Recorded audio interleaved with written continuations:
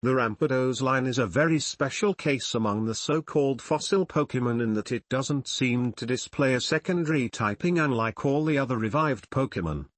It is widely agreed that the primary rock typing of all revived specimens is actually a side effect of fossilization whereby the genetic information of the Pokémon slowly adapts to the mineral properties of the surrounding sediment over the course of millions of years.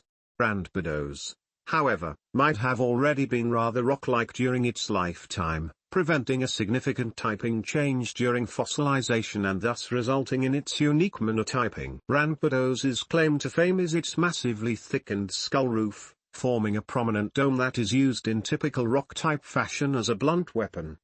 The destructive force behind Rampardos' head smashes is widely known and feared and must have been an effective deterrent to potential predators of its time. Rampardos' head is supported by heavily constructed vertebrae and strong neck muscles, which absorb most of the impact forces unleashed during such attacks. However, studies on live specimens have revealed that Rampardos isn't able to form a completely straight line with its backbone, preventing it from recklessly smashing in at full force without risking injury to itself. Furthermore, the small impact surface provided by the rounded skull dome wouldn't have granted Rampardos the necessary stability to engage in direct head-on-head combat against rivals, as is commonly portrayed in popular culture. The skulls would have instead slipped off each other, resulting in glancing blows which would have put great strain on the Pokémon's neck. Therefore, Rampardos was much more likely to target wider contact surfaces such as the flanks of its enemies with its head butts.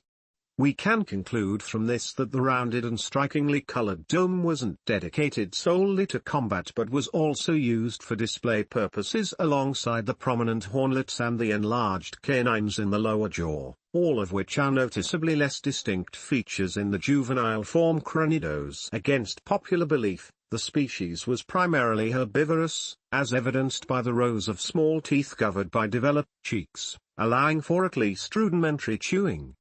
Rampardos' long and broad trunk also provides enough space for an enlarged digestive tract used to ferment and break down plant matter. However, Rampardos would occasionally supplement their diet with the early grass and bug types for an additional protein intake. A particularly well-preserved Rampardos fossil find from the Oreburg mine in 2006 included the remains of a primitive trico in Rampardos' stomach region, which gave rise to Rampardos' long-held image as a fierce carnivore, even in a certain scientific context such as Rampardos' first Pokédex entry.